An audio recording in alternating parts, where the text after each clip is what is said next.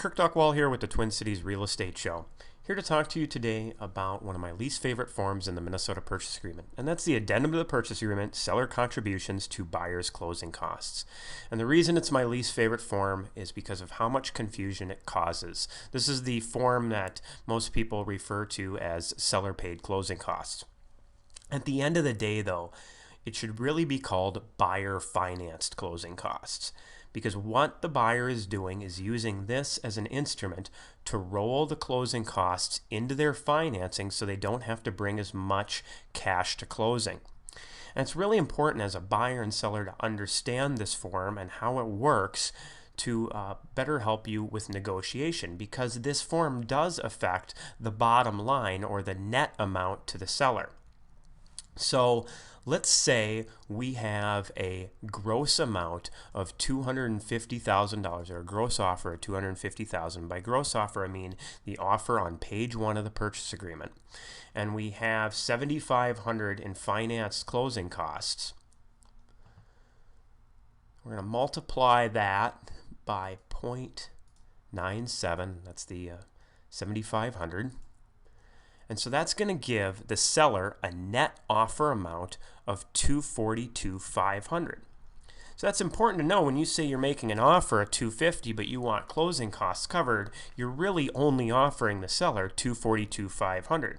And as far as if you're the seller out there, they could just make you an offer of $242,500 and pay the $7,500 closing costs out of pocket if they had it, and the net result to you would still be the same.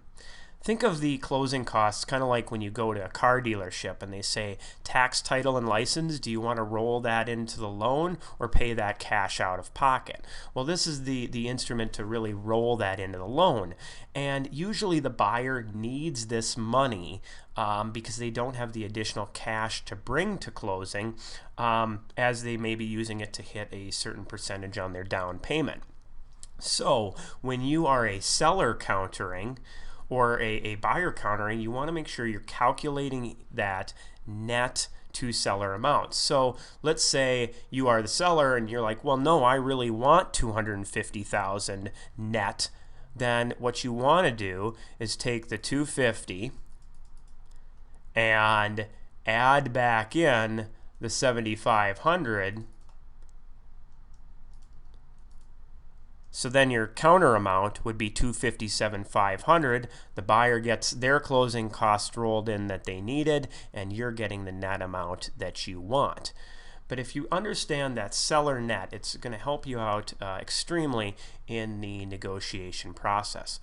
Hopefully this helped explain this form a little bit better. If you have any additional questions, please contact your agent. Take care and have a great week.